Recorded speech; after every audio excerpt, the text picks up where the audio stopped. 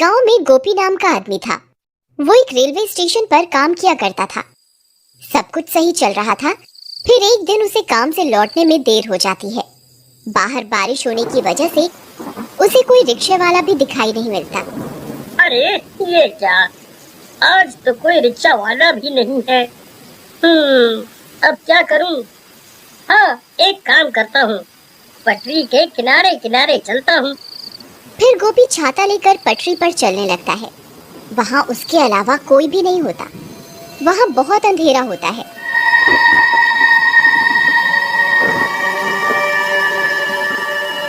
हे भगवान, यहाँ तो बहुत अंधेरा है। कहीं मैंने इस रास्ते से आकर कोई गलती तो नहीं कर दी? तभी पीछे से कोई उसका नाम पुकारता है, गोपी गोपी। अरे मर गए रे, यहाँ तो कोई भी नहीं है। फिर पीछे से मेरा नाम कौन पुकार रहा है? क्या करूं? फिर गोपी पीछे मुड़कर देखता है तो वहाँ कोई भी नहीं होता।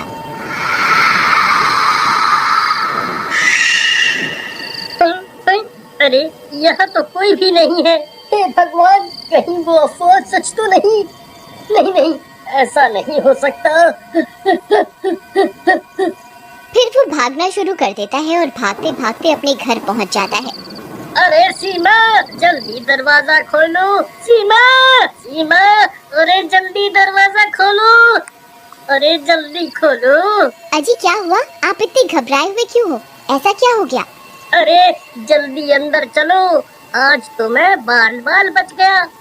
बाहर बारिश होने की वजह से आज मुझे घर के लिए कोई रिक्शा नहीं मिला। इस वजह से मैं पटरियों के रास्ते से घर आने लगा। तभी किसी औरत ने मेरा नाम पुकारा। मैंने पीछे मुड़कर देखा, वहाँ कोई नहीं था। हे भगवान, आपने पीछे मुड़कर क्यों देखा? ये आपने क्या कर दिया? आपको पता नहीं था क्या? सब गांव वालों का कहना है कि अगर कोई औरत पटरियों पर तुम्हें पुकारे तो पीछे मुड़कर नहीं देखना, नहीं तो वो औरत तुम्हारे साथ तुम्हारे घर आ जाएगी। अरे मर गए, ये तुम क्या बोल रही हो सीमा? मैंने तो पीछे मुड़कर देखा था, लेकिन मुझे वहाँ कोई दिखाई नहीं दिया। अब क्या होगा? क्या वो चुड़ैल मेरे पीछे पीछे घर तक आ जाएगी? तभी कोई जोर जोर से उनके घर का दरवाजा पीटने लगता है। अरे मर गए रे, ये इतनी रात गई, कौन आ गया? हाय रे, कहीं वो चुड़ैल तो नहीं आ गई? सीमा, तुम जाकर देखो ना, कौन है? फिर सीमा दरवाजा खोलने जाती है। फिर जैसे ही सीमा दरवाजा खोलती है तो उसे वहाँ कोई दिखाई नहीं देता। अरे यहाँ तो कोई भी नहीं है। फिर सीमा दरवाजा बंद कर देती है और कमरे की ओर जाने लगती है कि तभी फिर से कोई दरवाजा खटखटाता है। अरे अब फिर से कौन आ गया? अभी तो कोई भी नहीं था। सीमा फिर से दरवाजा खोलती है लेकिन बाहर कोई भी नहीं होता। लगता है कोई बच्चा शरारत कर रहा है। फिर सीमा दरवाजा बंद कर लेती है, लेकिन बाहर कोई गोपी का इंतजार कर रहा होता है। उसे इंतजार होता है गोपी का। अरे सीमा, लगता है कोई शरारत कर रहा है। तभी फिर से दरवाजे पर दस्तक होती है। सीमा, इस बार मैं जाता हूँ, तुम यहीं रुको। अभी इन बच्चों को सबक सिखाता हूँ। फिर गोपी दरवाजा खोलने जाता है और जैसे ही दरवाजा खोलता है उसकी आंखें फटी की फटी रह जाती हैं। तभी गोपी की चीखने की आवाज आती है। अजी अजी क्या हुआ? आप ठीक तो है ना? फिर सीमा भागते हुए दरवाजे पर जाती है लेकिन गोपी का कोई नामो निशान नहीं होता। हे भगवान, ये कहाँ चले गए? तभी एक गांव वाला सीमा के घर के पास भागता हुआ आता है। अरे सीमा बहन, अनर्थ हो गया। तुम्हारे घर एक औरत सफेद साड़ी में आई और गोपी भाई को घसीटते हुए अपने साथ पटरियों की तरफ ले गई। लेकिन ये कैसे हो सकता है? भला एक औरत इन्हें कैसे घसीट सकती है? अरे बहना, वह कोई आम औरत नहीं थी। उसके पैर उल्टे थे। वो वही चुड़ैल थी जिसे लोगों ने अक्सर पटरियों पर चलते हुए देखा है। हे भगवान, वीरू भैया, हमें इन्हें बचाना होगा। आप चलिए मेरे साथ।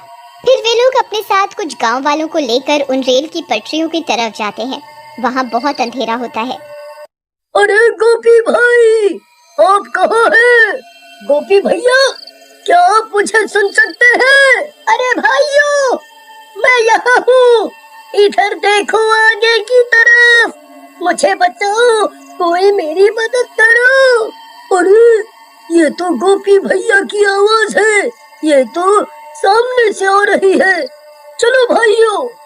फिर वे लोग दौड़ते हुए गोपी की आवाज का पीछा करने लगते हैं और कुछ ही देर में वहां पहुंच जाते हैं।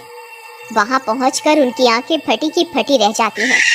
चुड़ैल ने गोपी को रेल की पटरियों के बीच गाड़ रखा होता है। गोपी का सर बाहर होता है और बाकी का शरीर जमीन के अंदर होता है।